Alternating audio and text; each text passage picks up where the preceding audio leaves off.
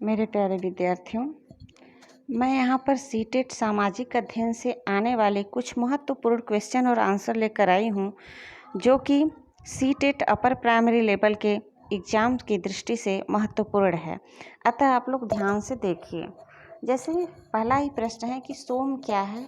तो सोम एक प्रकार का पौधा होता था जिससे एक खास पेय बनाया जाता था, अर्थात उसको कहा जाता है कि उसको देवता लोग पीते थे। जैसे इस समय मदिरा वगैरह चलता है, वैसे उस समय सोम होता था। राजा लोग भी पिया करते थे, ऐसा जिक्र मिलता है। ऋग्वेद की भाषा कैसी है। तो ऋग्वेद की भाषा प्राक संस्कृत या वैदिक संस्कृत कहलाती है।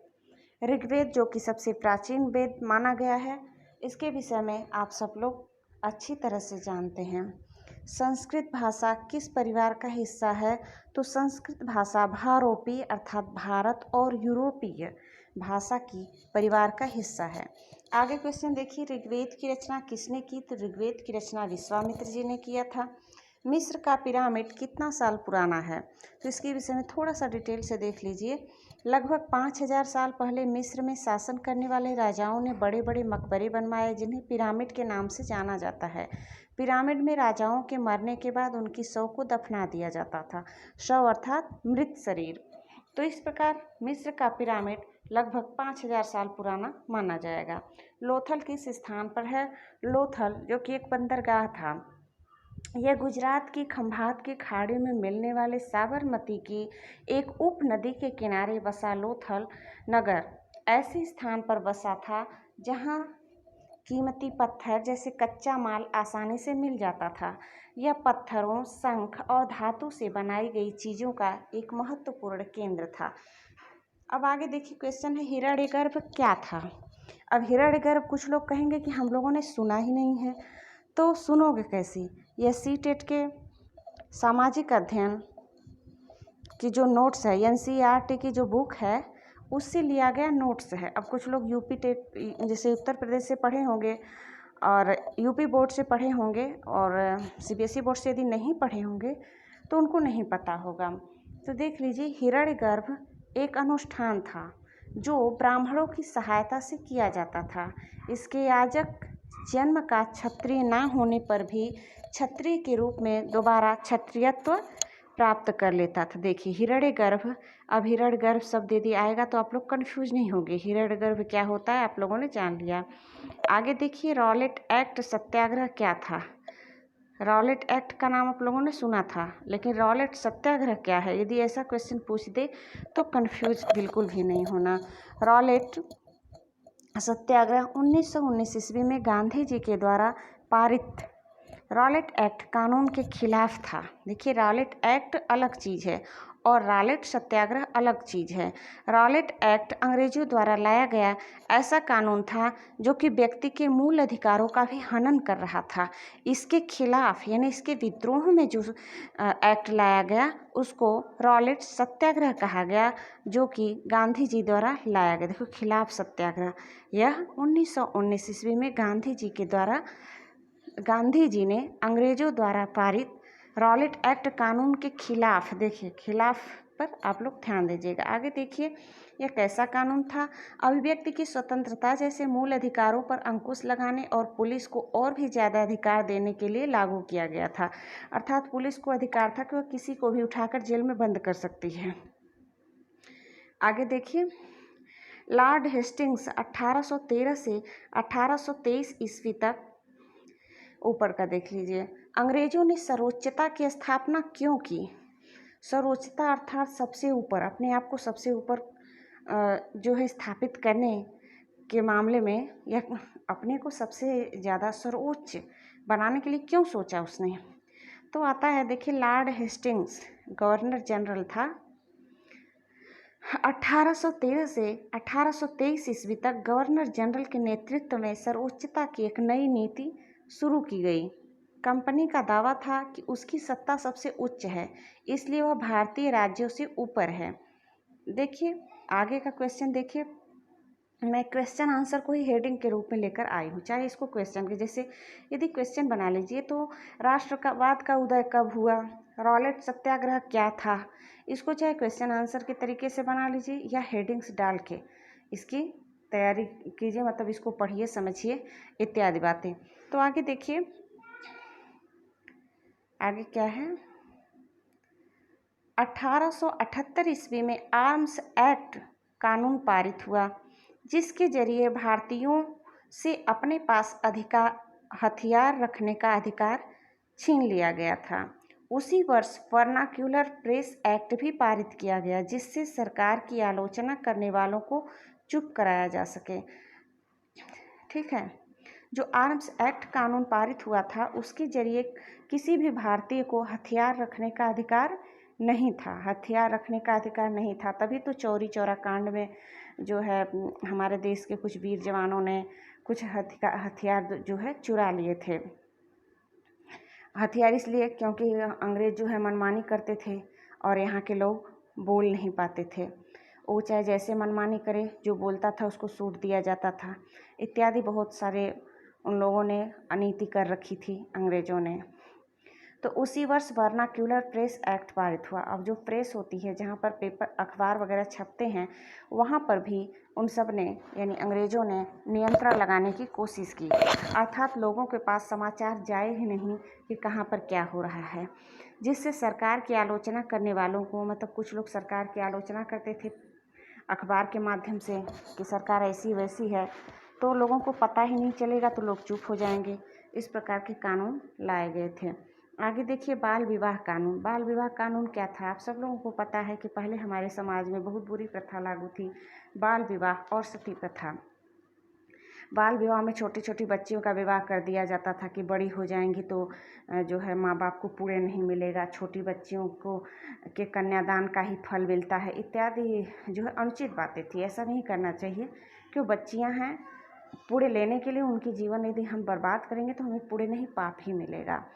तो बाल विवाह कानून 1929 ईस्वी में बाल विवाह निषेध अधिनियम पारित किया गया। इस कानून के अनुसार 18 साल से कम उम्र के लड़के तथा 16 साल से कम उम्र की लड़की की शादी नहीं की जा सकती थी। उस समय क्या था, आप सब लोगों को पता है कि राजा राम मोहन राय ने सती प्रथा का अंत किया। उन्होंने ही बाल विवाह निषेध कानून जो है लाया। तो पहले तो कानून ऐसा बना कि लड़कों की आयु 18 साल और लड़कियों की आयु 16 साल से कम नहीं होनी चाहिए, क्योंकि जहाँ पर उस समय में 9-10 साल में ही बच्चों का विवाह करा दिया जाता था, वहाँ पर 18 साल और 16 साल ज़्यादा ही था। उसके बाद आगे चलकर इस नियम को बदल दिया गया, लड़कों की उम्र बढ़ाकर 21 और लड़कियों की उम्र बढ़ाकर 18 कर दिया गया, अर्थात 21 साल से कम उम्र के लड़के का और 18 साल से कम उम्र की लड़कियों की शादी नहीं की जा सकती है। और अब देखो बात चल रही है लड़के लड़कियों की उम्र और भी ज़्यादा बढ़ाने के विषय में बात चल रही है, कुछ दिन में आ जाएंगे नियम। कुछ और एज बढ़ा देनी चाहिए, क्योंकि 21 साल बहुत ज़्यादा उम्र नहीं होता है, तब तक तो लड़का हो या लड़की उसकी पढ़ाई ही चल रही होती है। 18 साल 19 साल की यदि लड़की है तो उसकी पढ़ाई लिखाई उस समय चल रही होती है, और कुछ और एज बढ़ा देनी चाहिए ऐसे में। आगे देखिए, गोंड लोग गोंडवाना प्रदेश में रहते थे। वे स्थानांतरित कृषि करते। गोंड जनजाति के विषय में आप लोग जानते होंगे, जिनको कि ये भोजपुरी भाषा में या ग्रामीण भाषा में गोड़ कहते हैं, कि गोड़, तो उन्हीं को गोंड कहते हैं शुद्ध भाषा में बोलें तो। गोंड लोग गोंडवाना प्रदेश में रहते थे। वे स्थानांतरित कृषि करते थे। आप लोगों को पता होगा कि हमारा भारत गोंडवाना लैंड का हिस्सा था। सबसे पहले पूरा विश्व जो है एक ही महाद्वीप में था, जिसको पैंजिया कहा गया। पैंजिया से 2 महाद्वीप निकले, एक को गोंडवाना लैंड और एक को क्या कहा गया, एक का हमें ध्यान नहीं आ रहा है अभी समय फ़िलहाल। तो गोंडवाना लैंड का हिस्सा था भारत। तो गोंडवाना प्रदेश अलग चीज़ है, गोंडवाना लैंड अलग चीज़ था। गोंडवाना प्रदेश में रहते थे। वे स्थानांतरित कृषि करते थे। स्थानांतरित अर्थात एक जगह कृषि कर लिए, फिर उस स्थान को छोड़कर दूसरे खेतों में कृषि किए, उसको जुताई उताई करके उस स्थान को छोड़ देते थे उपजाऊ बनने के लिए। ऐसा प्रायः पूर्वी भारत में किया जाता है। आसाम की साइड आप लोग चले जाइए तो उधर किया जाता है। पूर्वी भारत में स्थानांतरित कृषि, झूम कृषि जिसको कि कहते हैं। स्थानांतरित अर्थात स्थान बदलते रहने वाली कृषि। एक जगह पर कृषि किया, फिर उस स्थान को छोड़ दिया, दूसरे जगह कृषि कर लिया, फिर दूसरे जगह को भी छोड़ दिया, फिर तीसरे जगह कर लिया, फिर जब ये पहले वाला जगह जो छोड़ा था वह तब तक उतने दिन तक छूटा रहा, उस स्थान पर फिर से आकर कृषि कर लिया। तो 2-3 साल के लिए लोग छोड़ देते हैं कि वहाँ की मिट्टी उपजाऊ हो जाएगी। तो इन राज्यों में प्रशासनिक व्यवस्था केंद्रीकृत हो रही थी। राज्य गढ़ों में विभाजित थे। गढ़ों में, गढ़ नहीं होगा, गढ़ होगा, गढ़। हर गढ़ किसी खास गोंड कुल के नियंत्रण में था। यह पुनः 84 गांव की इकाइयों में विभाजित थे। ये उस समय की प्राचीन काल की शासन व्यवस्था बता रहा है। प्राचीन तो ज़्यादा पुराना नहीं है, लेकिन जैसे जब ऋग्वेद की रचना हो चुकी थी उसके बाद की बात है। यह पुनः 84 गांव की इकाइयों में विभाजित होते थे। मतलब उस ज़माने में गांव 84 गांव की इकाइयों में जो विभाजित होते थे उन्हीं को गढ़ कहा जाता था। मतलब एक गढ़ में कम से कम 84 गांव आएंगे, जिन्हें 84 गांव कहा जाता था। 84 का विभाजन वर्धा में होता था। जो वर्धा, लगता है कुछ गलत दिख रहा है, वर्धा का यहाँ पर जिक्र नहीं आना चाहिए। जो 12-12 गांव में मिलाकर बनता था। 12-12 गांव से मिलाकर ये जो है 84 गांव बनाए जाते थे। प्रशासनिक केंद्र, कुछ मुख्य प्रशासनिक केंद्र है जो कि एग्जाम से की दृष्टि से महत्वपूर्ण है। जैसे मगध वगैरह के विषय में क्वेश्चन पूछा जा सकता है। तो देखिए यहाँ पर राजराजेश्वर मंदिर किस राजा ने बनवाया? तो राजराजेश्वर मंदिर जो है राजराज प्रथम ने बनवाया, ऐसा जिक्र आता है। तो कावेरी नदी सुंदरनगर के पास वर्ष के 12 महीने, सुंदरनगर तो सही नहीं लग रहा है, अच्छा जो भी है, लेकिन जो ये राजा थे राजराज प्रथम, इन्होंने राजराजेश्वर मंदिर का निर्माण करवाया था। एक क्वेश्चन निकल के आया। और दूसरा, जो इनका नगर था वह कावेरी नदी के किनारे बसा हुआ था। और जो कावेरी नदी थी वह 12 महीने बहती रहती थी, अर्थात सूखती नहीं थी। जैसे कुछ नदियाँ होती हैं जो सूखती नहीं हैं, जो हिमालय पर्वत से नदियाँ निकल कर आती हैं, गंगा वगैरह, ये सूखती नहीं है। जबकि दक्षिण प्रायद्वीप की, दक्षिण भारत जिसको कि दक्षिण भारत कहा जाता है, दक्षिण साइड में चले जाएंगे भारत के, तो वहाँ पर बहुत सारी नदियाँ हैं जो कि गर्मी के मौसम में सूख जाती हैं। तो वही बात यहाँ पर है कि जो राजराज प्रथम थे, वहाँ उनकी जहाँ पर राजधानी थी, उनकी राजधानी का नाम नहीं दिया है, हम खोज कर बता देंगे बाद में। तो इनकी राजधानी जहाँ पर थी वहाँ पर कावेरी नदी बहती थी और कावेरी नदी वर्ष के 12 महीने बहा करती थी। आगे देखिए वज्जी, इसकी राजधानी वैशाली थी जो कि बिहार में पड़ता है। यहाँ एक किस्म की शासन व्यवस्था थी जिसे साम में गढ़ कहते हैं। गढ़ या संघ क्या होता है? अब आगे क्वेश्चन देखिए।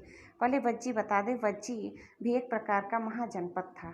मैंने पहले वीडियो में जो मैंने पढ़ा रखा है उसमें मैंने 16 महाजनपदों के विषय में बताया है। तो वज्जी जो है इन्हीं 16 महाजनपदों में से एक है। वज्जी की राजधानी वैशाली थी। वैशाली बिहार में पड़ता है। तो वहाँ की व्यवस्था साम में गढ़ थी। अब गढ़ या संघ क्या होता है? गढ़ या संघ में कई शासक होते थे। कभी कभी लोग एक साथ शासन करते थे जिसमें से प्रत्येक राजा कहलाता था। यह सभी राजा विभिन्न अनुष्ठानों को एक साथ संपन्न करते थे। पाटलिपुत्र, देखिए पाटलिपुत्र एक विशाल और खूबसूरत नगर है। यह एक विशाल प्राची अर्थात दीवार, प्राची से घिरा है जिसमें 570 बुर्ज और 64 दीवार हैं। 2-3 मंजिल वाले घर लकड़ी और कच्ची ईंटों से बने हैं। उस समय लकड़ी और कच्ची ईंट से ही बनाए जाते थे महल, बहुत पुराने ज़माने में। जिस समय अशोक मौर्य इन लोगों का शासन था उस समय की बात है।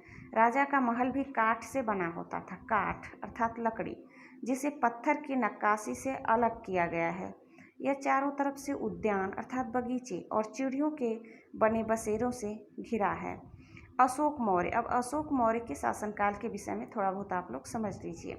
ये जहाँ जो भी मैं पॉइंट बता रही हूँ ये सब एग्जाम की दृष्टि से महत्वपूर्ण है। अशोक मौर्य वंश के प्रमुख शासक थे जिन्होंने अभिलेखों द्वारा जनता तक अपनी बातें पहुँचाने की कोशिश की। प्राकृत या ब्राह्मी लिपि में अशोक के दादा चंद्रगुप्त मौर्य के पुत्र बिंदुसार थे। बिंदुसार के पुत्र अशोक थे। तो चंद्रगुप्त मौर्य अशोक के दादा हुए। ठीक, तो अशोक के दादा चंद्रगुप्त मौर्य ने 2300 साल पहले शासन की स्थापना की थी। बिहार किसे कहते हैं? वो बिहार जो राज्य है, जो अपने यहाँ उत्तर प्रदेश के पास सटा हुआ, उस बिहार की बात नहीं हो रही है। उस बिहार की बात हो रही है जहाँ पर ये जो बुद्ध भिक्षु अपने रहने के लिए स्थान बनाए होते थे। देखिए, तो यदि उस बिहार की बात आ जाए, बिहार किसे कहा गया है, अगर वहाँ पर राज्यों का नाम न हो, इस तरीके से ऑप्शन हो कि बौद्ध भिक्षुओं की शरण स्थली होती थी, या बिहार क्या होता था, बिहार शरण स्थली होती थी, या फिर रहने के लिए कोई स्थान होता था, या उद्यान होता था, इस प्रकार के क्वेश्चन में ऑप्शन पूछ सकते हैं। तो बिहार बौद्ध भिक्षुओं द्वारा अपने रहने के लिए बनाई गई शरण स्थलियाँ बिहार कहलाती थीं उस जमाने में। महावीर ने अपनी शिक्षा किस भाषा में दी? तो महावीर ने अपनी भाषा प्राकृत भाषा में दी। जबकि यदि गौतम बुद्ध की बात आ जाए, क्योंकि गौतम बुद्ध ने अपनी शिक्षा किस भाषा में दी थी, तो गौतम बुद्ध ने अपनी शिक्षा पाली भाषा में दी थी। तो मेरे प्यारे विद्यार्थियों, आज तक के लिए बस इतना ही। अगर आप लोगों को पसंद आया हो तो आप लोग लाइक, सब्सक्राइब और शेयर अवश्य ही कर दीजिए। शेयर करेंगे तो और लोगों के पास भी हमारी वीडियो पहुंचेगी, और सब्सक्राइब कर लेंगे तो हमारी आने नोटिफिकेशन भी आप लोगों के पास सबसे पहले पहुंचेगी। और इस प्रकार की अच्छी अच्छी वीडियो हम और भी लेकर आएंगे। तो आज तक के लिए बस इतना ही। Okay, bye.